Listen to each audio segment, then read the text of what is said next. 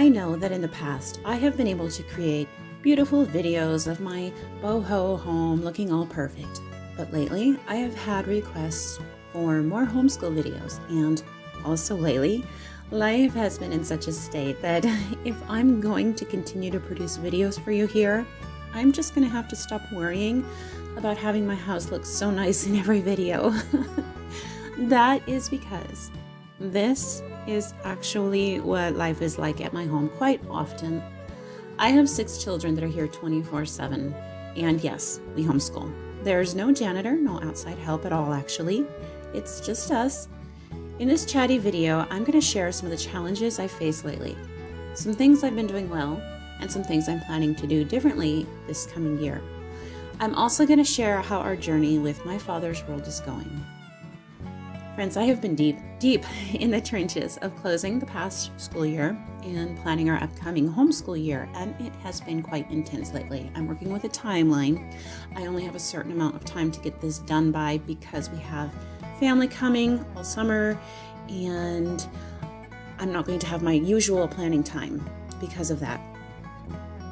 But you know what? I know I'm not the only one out there with kids who's homeschooling and who's homeschooling this many kids. And so I'm bravely going forward, and I'm going to be very real, raw, and honest with you about what my life is like lately and what homeschooling can be at times, because I have the feeling that some of you may need to see that and just know that you are not alone in this journey.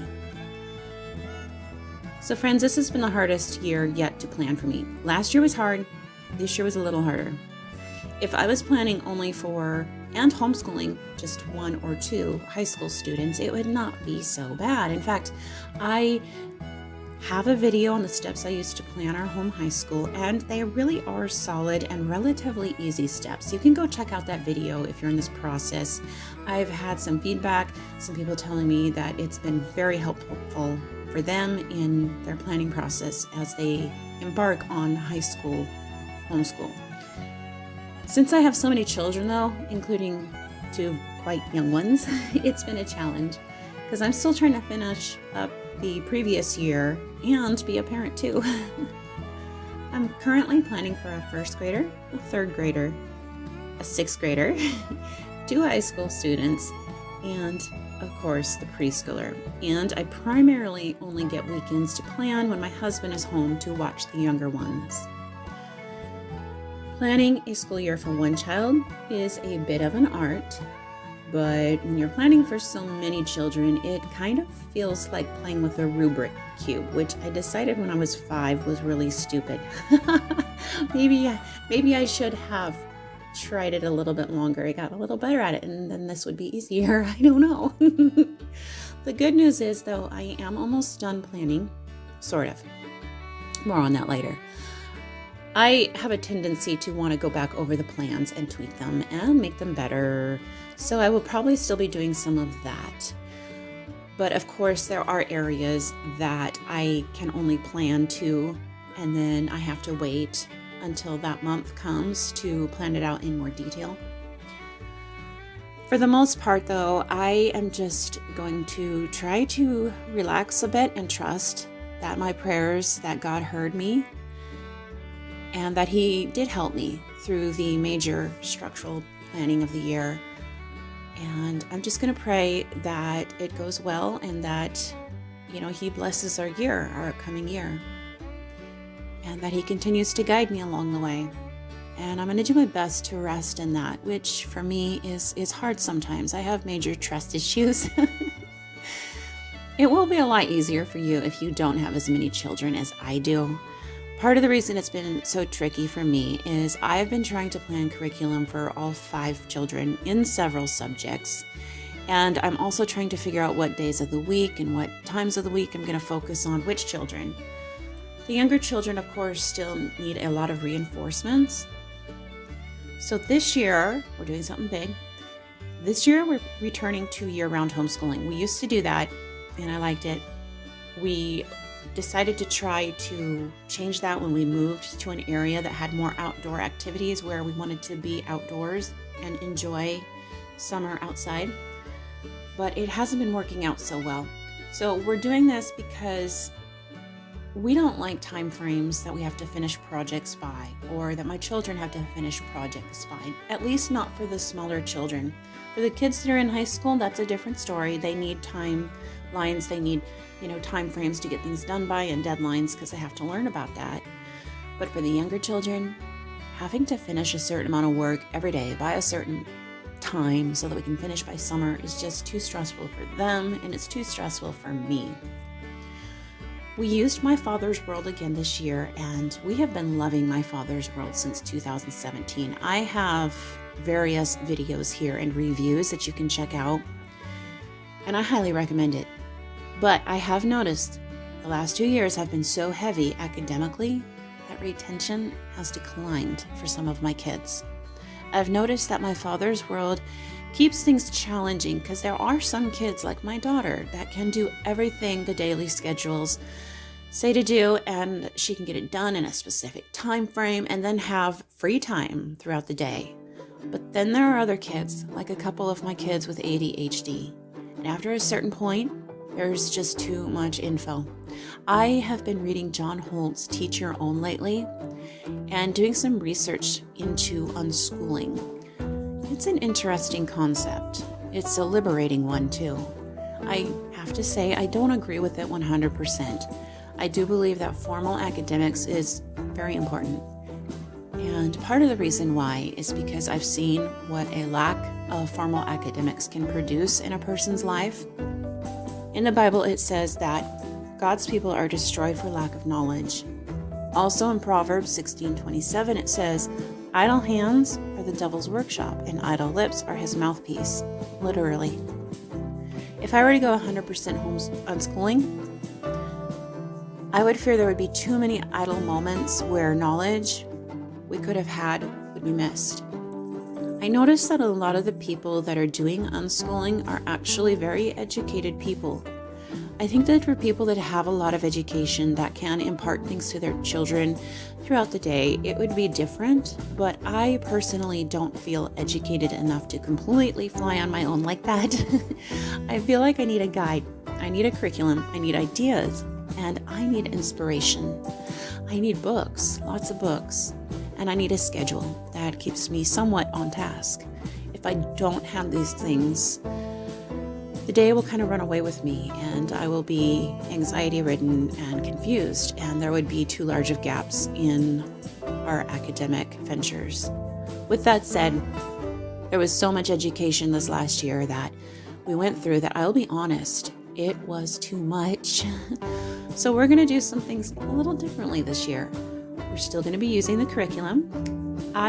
Like I said, I wake up like a chicken in a new world every day. I need a guide, and My Father's World is the best guide I have ever found for homeschooling a gaggle of kids in a wide variety of ages. But I have discovered that when you are homeschooling kids in all three of the cycles that My Father's World has, and if you're trying to stay on schedule, and if you have neurodiverse kids, plus a toddler, accommodations must be made.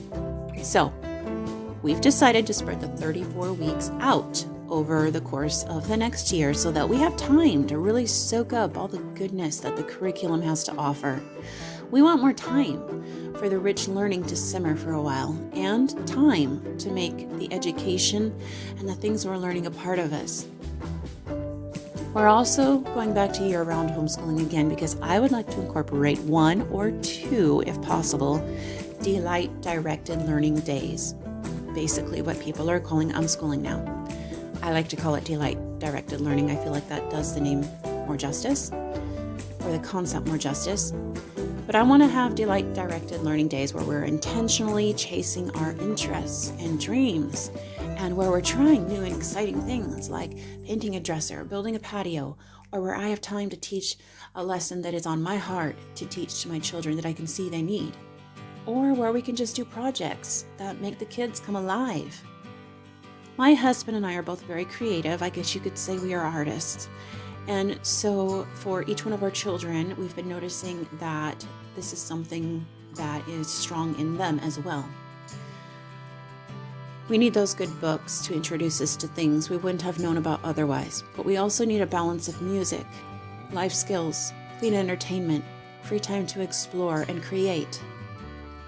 Something I have been getting really right in our homeschool is accomplishing all those to-do lists. There is great satisfaction when your child's yearly tests come back and are impressive overall.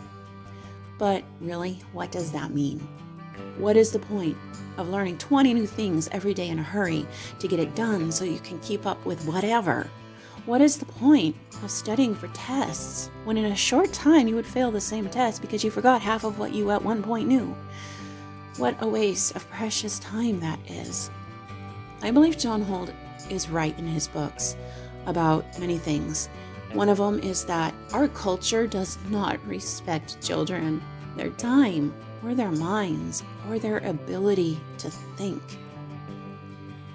One of the many reasons we chose to homeschool is because we believe that every child is born with a calling from on high, and that they need some free time and resources to explore their interests so they can fulfill that calling that is going to fulfill them. Quality over quantity, that's our motto this year. Quality moments, quality learning experiences, quality time together as a family unit. My second motto is going to be a thing that my stepdad used to say. If you're not having fun, you're not doing it right. When my stepdad passed away, his last wishes for me were that he just wanted me to be happy. This is what I want for my children too. What more could a parent ask than for their child to know God and follow and love Christ and be happy? My children's success, I have to remind myself of this often. It's not up to me. Their success is not up to me. It's up to them and God. I'm just a tool. And I have to be careful that I don't become a wrench that gets in the way. God does not need me to make my children successful in life. He needs me to let him work and trust him and do the work that he's called me to do. I am still doing transcripts for my high school students, and I am trying to help them fill the requirements so that they're college ready and hopefully can even get scholarships if college is their choice. In fact, I can see now why the elementary years and the middle school years are as packed as they are. If kids have a good foundation, they can fly through those high school years easily and achieve better grades if they have some seeds that were planted early on to grow from. There is such a thing as too much of a good thing, though. This year, my goal is to strive for more balance for the kids and myself. It's going to take a little more planning work on my part and lots of prayer, but it's starting to get exciting as I can see an end in sight for a couple of my children. Tell me in the comments below, what have you learned this year in your homeschool? What did you do right? What would you like to do differently? I hope this video has been a blessing. Please like the video and subscribe for more, and don't forget to hit the bell for notifications. Thank you, and we will see you next time.